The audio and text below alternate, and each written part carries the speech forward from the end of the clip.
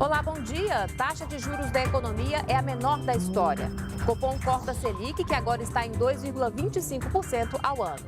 E tem mais recursos para ampliar a produção no campo. O Plano Safra conta com 236 bilhões de reais para pequenos, médios e grandes produtores. E veja também, vamos ao norte do país. Em Macapá, um novo hospital universitário recebe reforço de profissionais das Forças Armadas para atender pacientes com coronavírus. E em Manaus, acompanhamos a entrega de cestas básicas a comunidades indígenas do Amazonas. Hoje é quinta-feira, 18 de junho de 2020. O Brasil em Dia começa agora.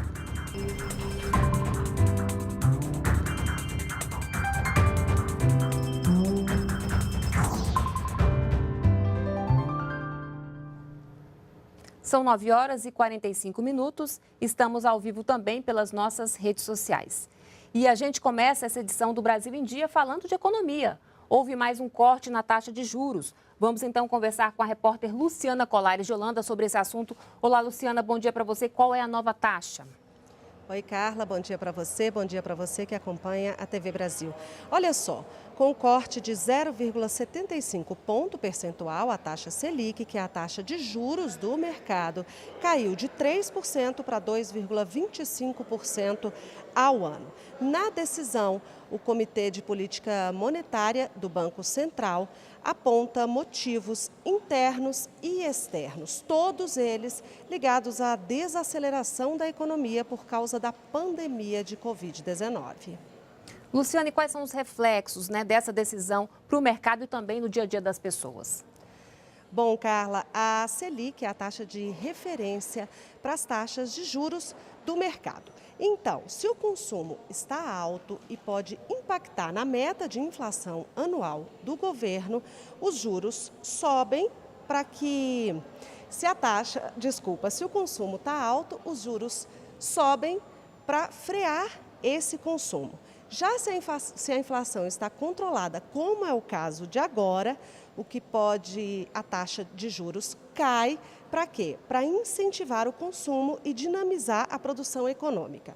Então, vamos lá. Em termos práticos, a Selic serve como parâmetros para os juros cobrados pelos bancos.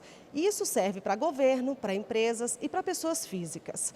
Quando se compra um carro ou uma casa, por exemplo. Então, de que forma que pode impactar? Com os juros mais baixos, os empréstimos ficam mais baratos. Carla. Tá certo, Luciana. Muito obrigada, então, pelas suas explicações e pela sua participação.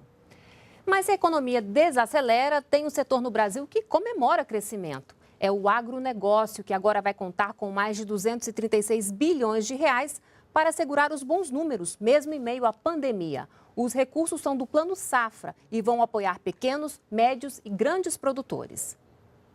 Em São João da Aliança, Goiás, este agricultor cultiva soja, milho, trigo e arroz, entre outros produtos. Em momento de pandemia e crise mundial, ele destaca a importância do Plano Safra. Ele é extremamente estratégico, para esse setor que passa, em alguns momentos, por diversas dificuldades de intempéries ou diversas dificuldades de mercado, e nós precisamos justamente disso daí. De um recurso que venha dar liquidez a esse setor tão pujante. O valor destinado ao Plano Safra 2020-2021 é o maior da história, 236 bilhões e 300 milhões de reais, 13 bilhões e meio a mais que em 2019. Dinheiro que vai garantir a continuidade da produção no campo. Nessa pandemia, o campo não parou.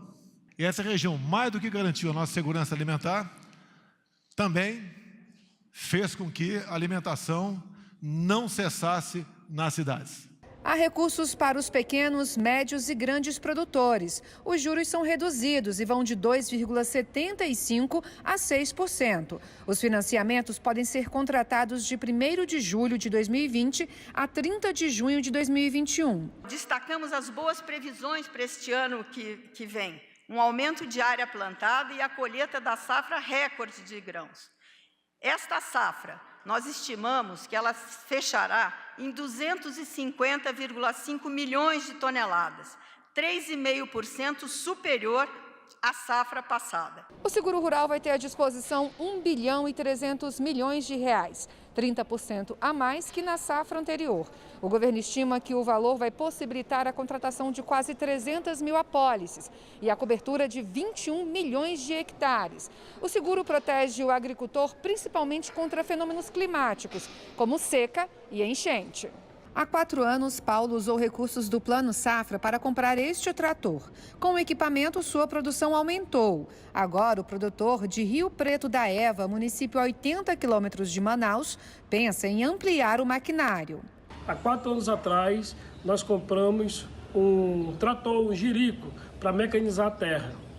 E com isso, nós conseguimos aumentar a nossa produtividade por hectare, porque nós aproveitamos melhor a nossa área. E o negócio foi tão bom que agora, depois de 4 anos, já estamos pensando em trocar de equipamento, comprar um trator maior ainda para trabalhar mais, para fazer mais. E olha, para quem está sofrendo os impactos do isolamento por causa do coronavírus, uma nova modalidade de negociação vai atender pessoas físicas e jurídicas que estão inscritas na dívida ativa da União. A chamada transação excepcional começa a valer no dia 1º de julho, com condições especiais, descontos de até 100% dos encargos da dívida, além de parcelamento em até 133 meses. Podem aderir quem tem dívidas de até 150 milhões de reais. E para fazer essa negociação, o contribuinte precisa comprovar dificuldades econômicas por causa da pandemia. Mudando de assunto, o Ministério da Educação prorrogou até o fim deste ano a liberação das aulas online para instituições públicas de ensino superior. Vamos então ao Rio de Janeiro, onde o repórter Maurício de Almeida tem mais detalhes para a gente. Olá, Maurício, muito bom dia para você. Olá, Carla, bom dia. A portaria do Ministério da Educação, publicada no Diário Oficial da União, autorizou as aulas à distância em instituições federais de ensino superior até 31 de dezembro de 2020.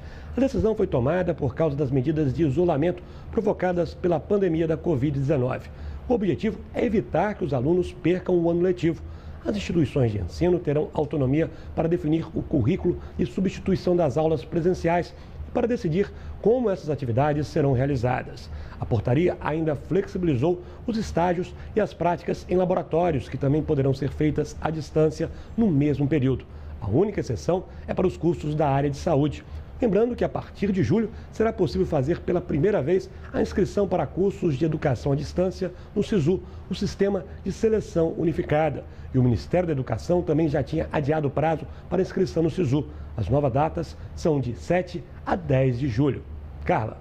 Obrigada, Maurício, pela sua participação. Inaugurado no início do mês, o novo hospital da Universidade Federal do Amapá atende exclusivamente diagnosticados pelo coronavírus. A unidade tem ala especial para indígenas e conta com o reforço de médicos militares no atendimento.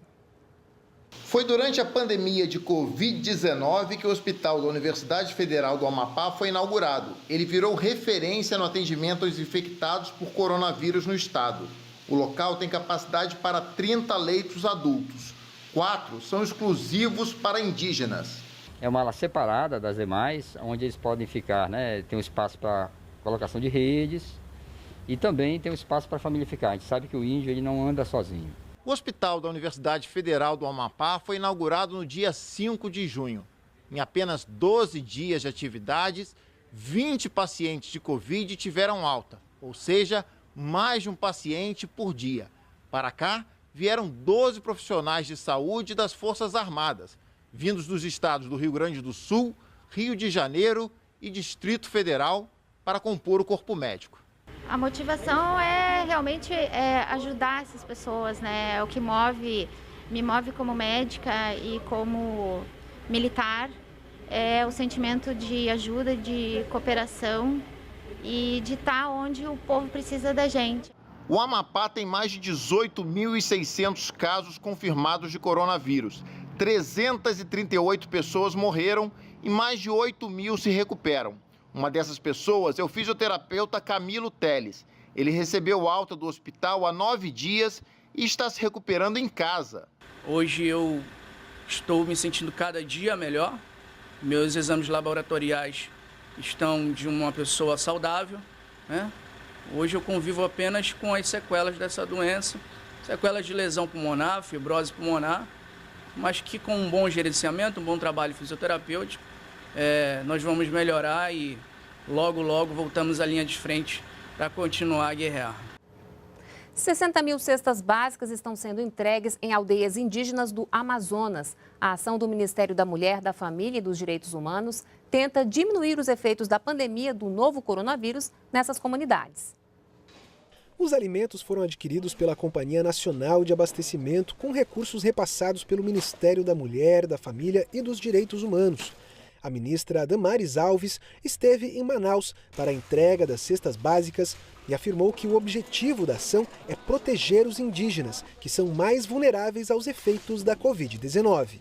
Nós queremos garantir que os parentes estejam, de uma certa forma, confortáveis em suas comunidades, sem precisar sair e vir para a cidade para serem contaminados. É aqui neste armazém da Conab que as cestas básicas estão sendo montadas antes de começarem a serem distribuídas. Ao todo serão 60 mil cestas, o equivalente a 1.300 toneladas de alimentos, que vão contemplar famílias de indígenas em 32 municípios de todo o Amazonas. Já temos cestas navegando na calha do Rio Purus.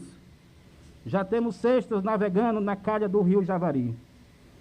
Em breve estaremos já deslocando as nossas embarcações contratadas para as cestas de São Gabriel da Cachoeira, onde é eminente essa presença desse suporte alimentar naquele município. A gente agradece muito, né, a ajuda do governo federal através desse alimento. Com certeza vem para suprir a necessidade do meu povo, né? O novo ministro das Comunicações tomou posse nesta quarta-feira e destacou a inclusão digital como prioridade da pasta. O objetivo é dar acesso à informação a cada cidadão brasileiro. Com a recriação do Ministério das Comunicações, Ciência, Tecnologia e Inovações continuaram sob a direção de Marcos Pontes, que foi empossado na nova configuração da pasta. Nós continuamos juntos, nós precisamos agora de um Brasil unido, a gente precisa de um país que vença a pandemia e saia melhor dessa pandemia. E nós temos todas as condições de fazer isso. E Fábio Faria assumiu as comunicações. Vai cuidar da radiodifusão e telecomunicações, de empresas como a Telebrás, os Correios, a Anatel e a EBC, além da Secretaria Especial de Comunicação Social. No discurso de posse, o novo ministro, Fábio Faria, disse que a pandemia do novo coronavírus impactou e modificou a forma de a sociedade se comunicar. Ele disse que a determinação é dar acesso à comunicação de vanguarda a cada cidadão brasileiro. Porque ainda há uma grande parcela da população sem acesso à internet. Milhões de crianças que não conseguem assistir às aulas online e adultos que não têm como trabalhar remotamente. O presidente Jair Bolsonaro destacou a importância das comunicações para levar a verdade a todos os brasileiros e defendeu o respeito à Constituição e à democracia. Fazer valer os valores da democracia para que nós consigamos atingir os nossos objetivos. O nosso povo respira liberdade. Temos uma Constituição pela frente, que pese alguns de nós até não concordar com alguns artigos, mas temos um compromisso, todos nós, do Judiciário, do Legislativo e do Executivo, de honrá-la e respeitá-la para o bem comum. O Brasil em Dia fica por aqui. Você pode acompanhar outras notícias pelas nossas redes sociais e também em nossa programação. Nos vemos amanhã. Até lá. Tchau.